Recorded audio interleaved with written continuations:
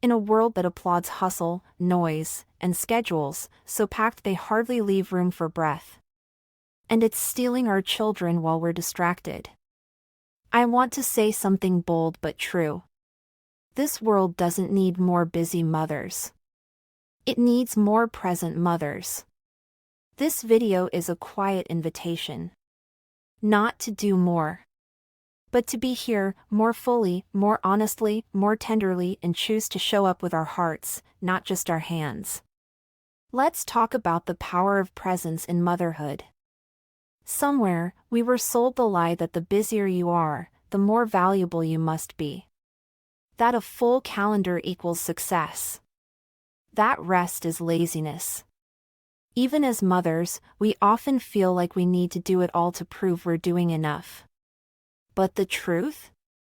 A child doesn't remember how much you did, they remember how you made them feel. Somewhere along the way, busy became a badge of honor. We multitask like machines, sprint from one responsibility to another, and measure our worth by how much we've managed to juggle in a day. We cook while answering emails.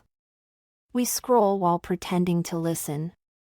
We clean while missing the sparkle in our child's eyes.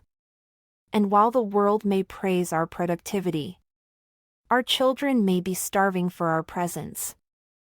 Being busy isn't always a choice. Life is demanding. Bills don't pay themselves.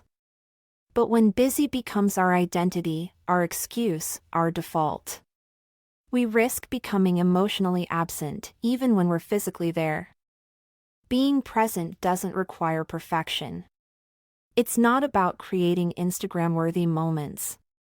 It's about showing up emotionally, mentally, and spiritually.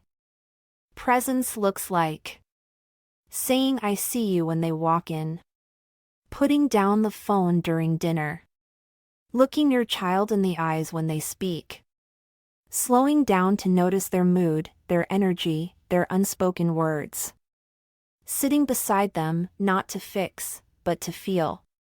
It's saying, "I'm here." Not just in the room, but with you. That small shift can change everything. Sometimes the most powerful thing we can give our child is our undivided moment. Children won't always remember how clean the house was, but they'll remember how safe they felt with you, how deeply they were heard, how real your love felt in the ordinary minutes. They need our attention more than our achievements, our time more than our tasks, our stillness more than our striving. When we are constantly distracted, even if unintentionally, our children start to shrink inward. They start to believe their voice isn't important, that their feelings are interruptions. We must ask, are we present enough to notice when their light dims? Are we still enough to sense when they're hurting, even when they don't say it? Presence is a daily decision. It's not easy. It's not natural in this fast world. But it's worth the effort, because connection builds confidence. And that connection begins with us. Today, choose to pause.